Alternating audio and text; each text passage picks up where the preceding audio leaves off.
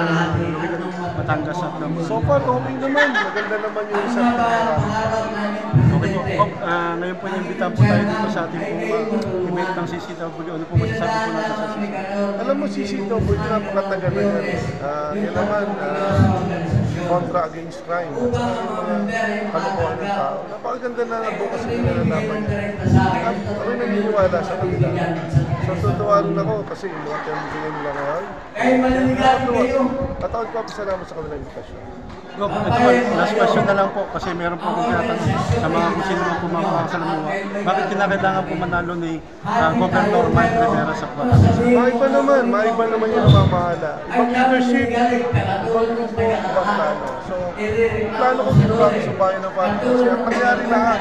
So, gusto natin expand, gusto natin sa maraming bayan, lalo na sa probinsya ng Batangas. Okay po, paalala po sa ating pong mga kababayan lalo. So, sa mga kababayan ng Batanggenyo, maraming salamat po sa mga sumusuporta, mga nagtitig sa akin, sa ganun lang po na nagtitiwala at nagtitiwala. Pasok po kayo na susukulan po ito ng servisyo kung bibigyan po tayo ng magkakataon na magbibigyan. Maraming salamat po.